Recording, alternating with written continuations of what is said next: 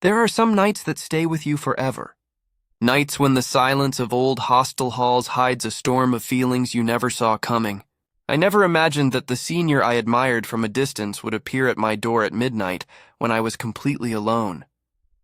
That night wasn't just a secret encounter. It was the start of something that awakened love, longing, and a bond I had never known before. This is my story.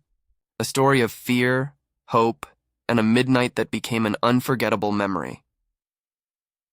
The first day I entered the hostel, it felt like stepping into an entirely new world.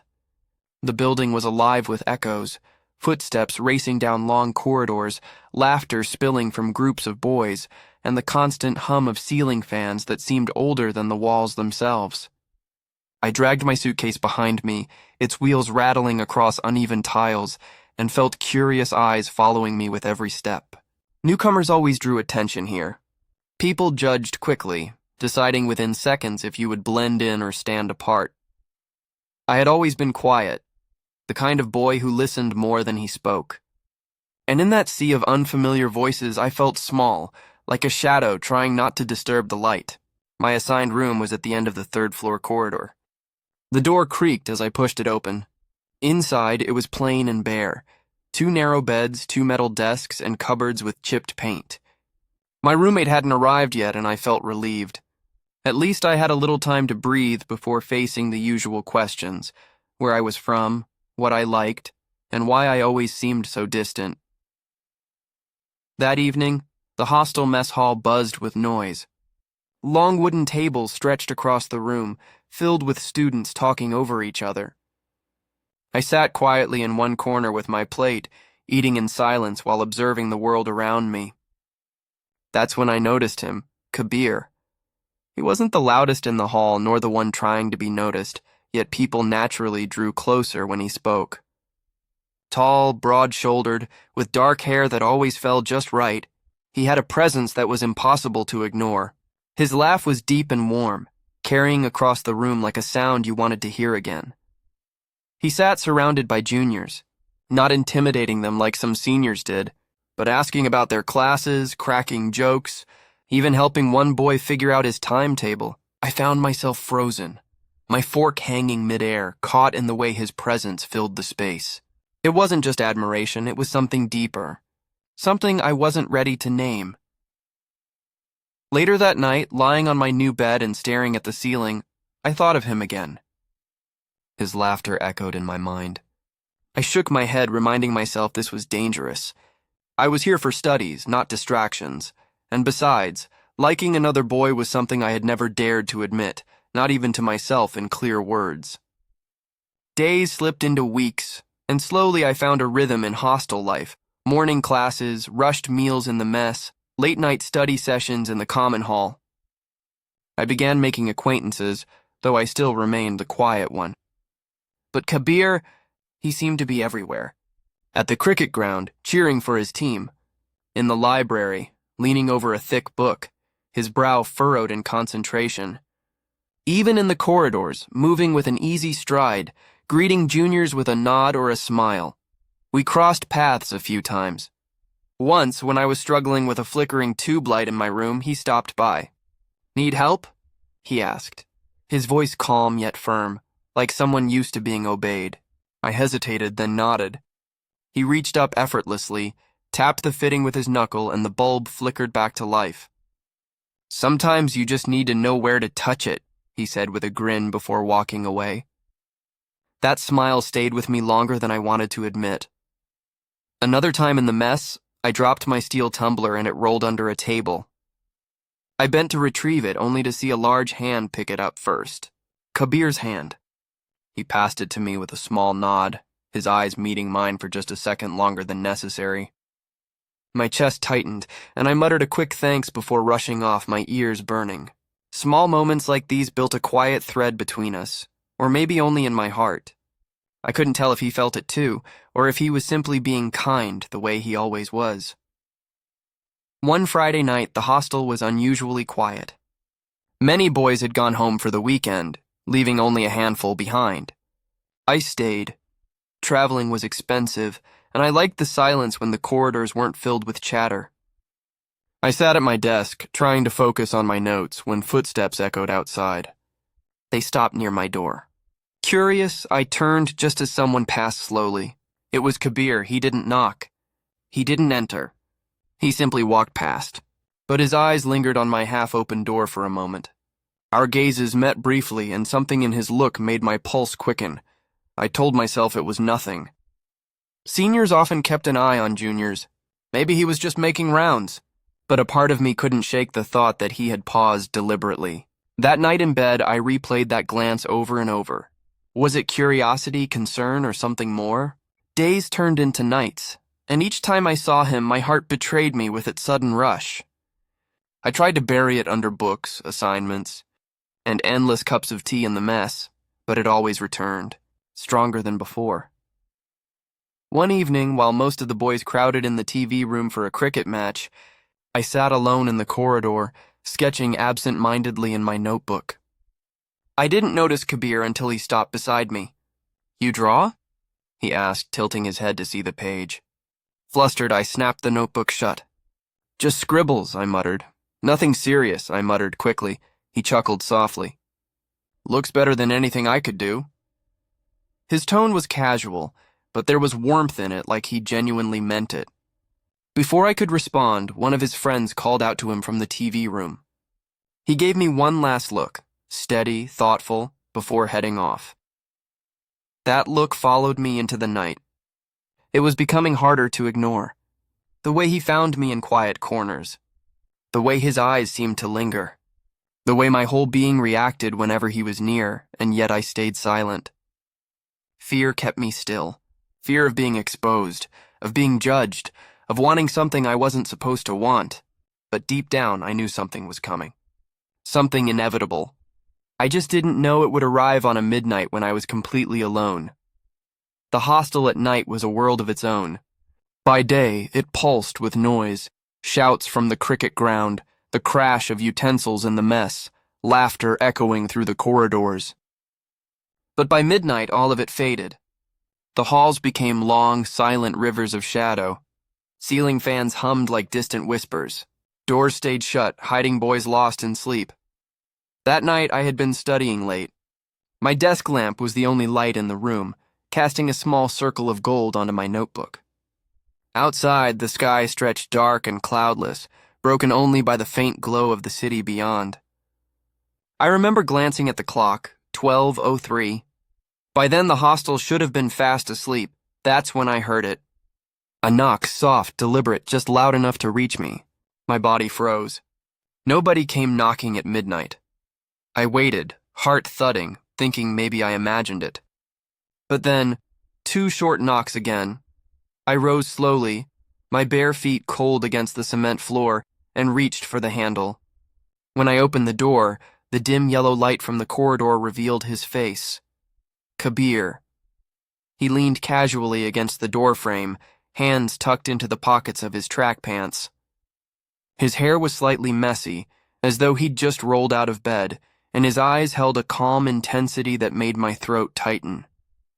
"Hey," he said softly, almost a whisper. "You awake?" I nodded mutely, unsure what else to do. "Good," he murmured. "Can I come in?" "Couldn't sleep." I hesitated, glancing at the clock behind me. It was past midnight. My room was plain, cluttered with books and an unmade bed. Why would he want to be here of all places? But something in his gaze told me not to question it. Sure, I said, stepping aside. He walked in, closing the door gently behind him. The room felt suddenly smaller with him inside. He sat on my bed, stretching his legs, and looked around as if he'd been here before. "Quiet here," he murmured. "I like it." I sat on the chair by my desk, gripping its edge nervously. "Yeah, most people went home this weekend. Feels different." He studied me for a moment, then smiled faintly. "You're always different. Not like the others." The words caught me off guard. My pulse skipped. "What do you mean?" He shrugged. "Most juniors are loud, trying too hard. But you keep to yourself. You watch. You notice things. I've seen you." I swallowed hard, torn between deflecting and holding on to the warmth in his tone.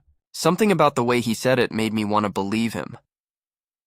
At first, we talked about safe things, classes, hostel food, cricket matches.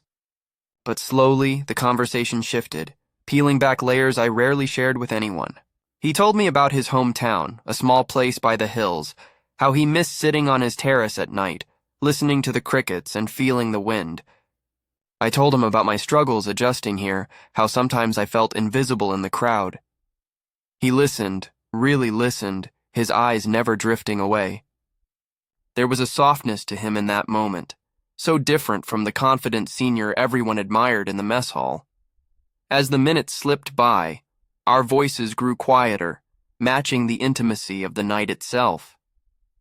At some point, he shifted closer, no longer on the bed but perched on the edge near my chair. His knee brushed lightly against mine. The touch shot through me like fire, but neither of us pulled away. The silence between us thickened, filled with words unspoken.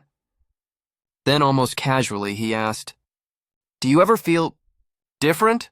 Like you're carrying something you can't talk about?" My breath caught. He wasn't just asking. He was searching. I hesitated, my throat dry. Sometimes our eyes locked, and the way he looked at me, steady, unflinching, almost vulnerable, made the walls I'd built inside me tremble. He leaned closer, lowering his voice. "I feel that too. A lot more than people think." Something shifted in the air. My heart raced so hard I was sure he could hear it. I wanted to ask what he meant. I wanted to tell him the truth I had buried for years, that I liked boys, that I noticed him in ways I wasn't supposed to. But fear pinned me down. Fear of rejection. Fear of breaking something fragile. Instead, I whispered, "What kind of different?" His lips curved into a faint smile, one that carried both mystery and reassurance. The kind that makes you search for someone who understands. The room fell into silence again. My desk lamp flickered, casting shifting shadows across his face. His hand rested on his knee, just inches from mine. My fingers twitched, aching to close the distance, but I held back. He noticed, I could tell. His gaze dropped briefly to my hand, then lifted back to my eyes. And in that gaze there was no judgment, only patience, only a quiet invitation. The clock ticked past 1. Neither of us moved to end the conversation. It felt as though the night itself had wrapped us in a cocoon, keeping the rest of the world away. Finally, he stood, stretching. "I should go before someone notices," he murmured. My chest tightened.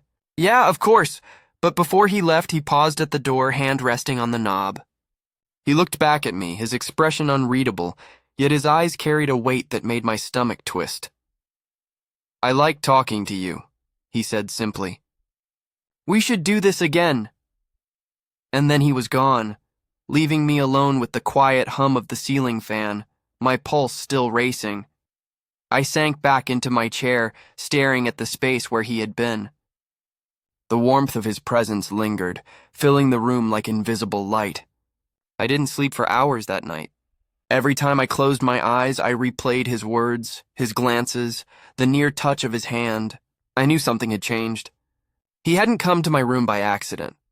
And the next time he knocked, I wasn't sure I'd have the strength to resist whatever was waiting between us. The next few days blurred past. Every time I saw Kabir in the corridor, every time he passed me in the mess, it felt like the air around us shifted. He didn't say anything openly, but the way his eyes lingered told a story only I seemed to hear. I told myself to stay calm, to treat him like any other senior. But my heart wouldn't listen. It raced when he smiled across the hall. It stuttered when his shoulder brushed mine in the common room, and then came the night that changed everything. It was raining, the first rain of the season.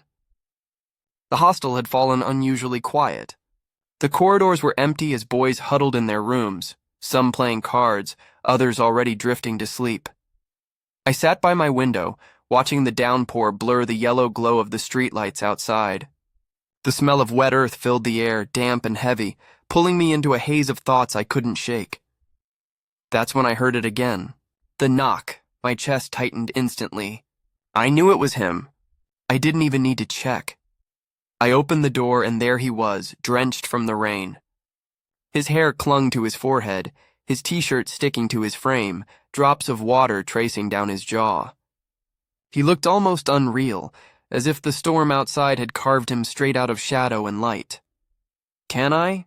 he asked, his voice husky from the chill. I stepped aside without a word, blurred past. Every time I saw Kabir in the corridor, every time he passed me in the mess, it felt like the air around us shifted. Nothing was said, yet everything had changed.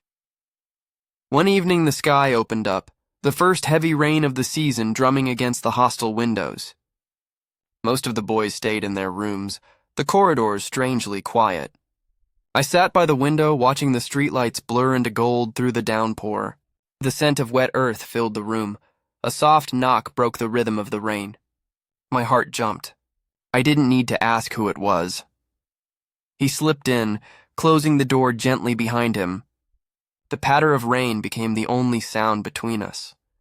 "You're soaked," I said at last, my voice steadier than I felt. He laughed lightly, running a hand through his dripping hair. "Got caught coming back from the library. Didn't think the rain would come so suddenly." I handed him a towel from my cupboard. He took it with a small smile. "Thanks." As he rubbed his hair dry, I sat on the edge of my bed, pretending to be calm while my pulse thundered in my ears.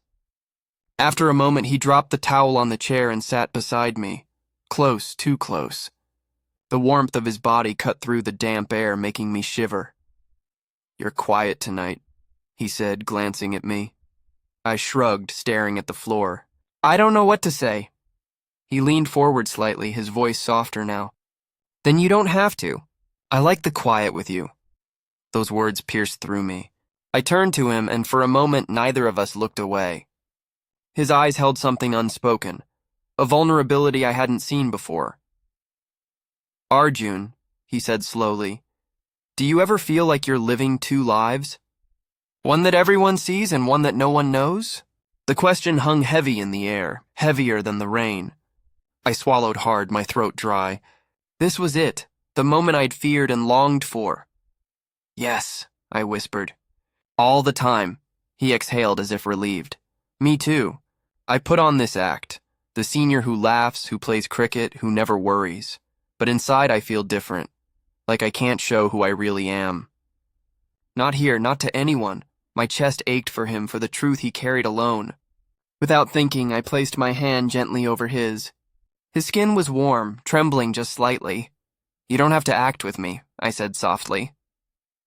He lifted his gaze, and in his eyes I saw everything, the fear, the longing, the hidden truth that mirrored my own. "Do you like boys, Arjun?" he asked, barely louder than the rain. My heart stopped. The words I had never dared to speak aloud were now standing between us, waiting. "Yes," I said finally, my voice shaking but firm. "I do." His lips curved into the faintest smile, one filled with both relief and something deeper. "So do I." The silence that followed was different now, not heavy with secrets, but alive with something raw and real. He reached out slowly, as if giving me time to pull away. His hand touched mine, fingers intertwining. My breath caught, but I didn't move. "Arjun," he murmured, his voice almost breaking. "I've noticed you since the first week. The way you keep to yourself, the way you look at the world. You make me feel seen, and I haven't felt that in a long time." My eyes burned, though I didn't know if it was the rain's reflection or my own tears. "I thought I was the only one," I whispered. He shook his head gently. "You're not. Not anymore." Slowly, he leaned closer. I felt his breath first, warm against my cheek. My heart pounded, fear and desire colliding in waves. When his lips finally touched mine, it was soft, tentative, more like a question than an answer. I kissed him back just as gently, my hand tightening around his. The world outside dissolved. The rain, the hostel, the weight of expectations. All that remained was this moment, this connection. The kiss deepened slightly, still tender, still cautious, but filled with a quiet passion neither of us could hide anymore. When he finally pulled back, his forehead rested against mine. We breathed heavily, our chests rising and falling in sync. "I've wanted to do that for so long," he whispered. "Me too," I admitted, my voice trembling. We sat there for what felt like forever, holding each other in the dim glow of the lamp. No words were needed. Our silence spoke louder than anything. The rain kept falling outside, a steady rhythm that matched the beating of our hearts. For the first time in my life, I didn't feel different in a way that isolated me. I felt different in a way that made me belong with him. That night, as I lay with his arm draped loosely around my shoulder, I knew everything had changed. I wasn't alone anymore, and neither was he. The morning after felt different. I woke up still carrying the warmth of his arm, the memory of his lips, the sound of rain mingling with his breath. But the hostel doesn't let you keep secrets easily. Life here is loud, restless, full of eyes that see more than you want them to. I tried to act normal. I folded my blanket, packed my books, and walked to class as if my heart hadn't been rewritten the night before. But inside I carried a new weight, a secret that wasn't just mine anymore. At breakfast in the mess, Kabir sat with his friends at another table. Our eyes met across the room. He gave me the smallest smile, so quick no one else could have noticed. My chest tightened. I wanted to walk over, to sit beside him, to let the world know. But fear stopped me. Fear of the whispers, the laughter, the cruel questions. Later that week, the rumors began. At first, it was just a joke in the corridor. Someone had seen Kabir walking back from my room late at night. They teased him. Seniors always tease juniors for strange reasons. But this time the laughter had an edge. A couple of boys raised their eyebrows, nudging each other. I tried to ignore it, but their words felt like stones thrown at glass. One evening, as I was heading back from the library, I overheard two boys whispering near the staircase. "Why does Kabir keep going to that junior's room?" One said. "Maybe he's tutoring him at midnight," the other laughed. "Come on, something's fishy." Their voices echoed through the stairwell. I clenched my fists, my face burning. I wanted to shout, to defend him, to defend us. But instead, I walked past silently, my head low, pretending not to care. Inside, though, the fear grew. What if someone confronted us? What if the hostel warden found out? What if Kabir regretted everything, once the pressure became too much? That night, I stayed in my room, staring at my books, but unable to read a single word. My mind spun in circles. Around midnight, there was another knock. I opened the door, and there he was again, his face calm but his eyes searching. "Can I come in?" he asked. I nodded, stepping aside. The moment the door shut, I blurted, "People are talking." He sighed, running a hand through his hair. "I know, I heard too. What if they—" I stopped, swallowing the lump in my throat. "What if this ruins everything for you?" He stepped closer, his voice steady. "Arjun, look at me." I lifted my eyes reluctantly. "I don't care about them," he said firmly. "I care about us." His words hit me with both relief and fear. Relief because he wasn't running away. Fear because his courage meant we couldn't hide forever. But what if— "Stop!" He interrupted gently, placing his hand on my shoulder. "I've spent years pretending, hiding, smiling at people who don't really know me. I'm done with that. With you, I don't want to hide." My chest ached with a mix of love and terror. "I'm not as strong as you, Kabir." He softened, his eyes warm. "Strength isn't about shouting the truth to everyone. It's about holding on to it when it matters most. And you matter to me." The room fell silent. My fears still buzzed in my mind, but his presence was like an anchor pulling me back from the storm. He sat beside me on the bed, taking my hand. "Let them talk. Rumors fade. What we have doesn't." I wanted to believe him, and a part of me did completely, but another part of me still shook with worry. The next day in class, I caught more glances than usual. Whispers followed me down the corridor. My skin burned under their invisible gaze. I kept my head down, scribbling notes, pretending not to hear, but then something happened I didn't expect. During lunch, a group of boys teased Kabir again about his junior. I sat a few tables away, my stomach tight with dread, but Kabir didn't laugh it off this time. He looked them straight in the eyes and said calmly but firmly, "You should worry about your own lives instead of mine." The laughter died immediately. The boys fell silent, taken aback. My heart swelled. He hadn't exposed us, but he hadn't denied it either. He had drawn a line, one I didn't know he would dare to. That evening when he came to my room, I whispered, "Why did you say that?" "Because I'm not ashamed," he replied simply. The words lit something inside me. For years, shame had been my constant companion, but hearing him say that with such clarity, such certainty, made me wonder if I could unlearn it. That night, he held me closer than ever, as if protecting me not just from the world, but from my own doubts. And for the first time, I started to believe that maybe we weren't a mistake. Maybe we were something worth holding on to. No matter what the hostel whispered behind closed doors, the fear didn't disappear completely. It lingered like shadows at the edge of light. But so did hope, and in Kabir's arms, hope felt stronger. The storm outside was growing, but so was the bond between us. Deep down, I knew the next midnight would decide everything. The days that followed were a test of patience. The whispers in the hostel didn't vanish overnight, but they softened, turning from sharp gossip to muted background noise. Kabir's firm response in the mess had shut down the loudest voices, and slowly, people lost interest. Hostels thrive on new drama, and once they realized they wouldn't get a reaction from him, they moved on. But for me, the fear still lingered. Every knock on my door, every glance in the corridor made my stomach twist. I wanted to believe Kabir when he said we were stronger than the rumors, but trusting the world had never been easy for me. One night, unable to sleep, I sat by my window staring at the moonlight spilling across the courtyard. The silence was thick, broken only by the hum of crickets outside. My thoughts circled endlessly. What if we were found out? What if it spread beyond the hostel? What if Kabir one day decided it was all too much? Then came the knock. I didn't even flinch this time. My heart recognized it before my ears did. I opened the door, and there he was, like always. Not hiding, not hesitant.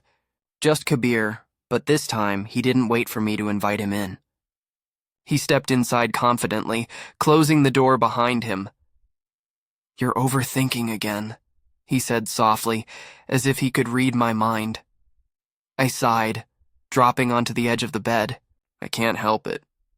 He sat beside me, close enough that our shoulders brushed. "You don't have to carry this alone anymore, Arjun. We're in this together." I looked at him, really looked at him. His calm eyes, the steadiness in his voice, the quiet strength that seemed to wrap around me like a shield. "Why aren't you scared?"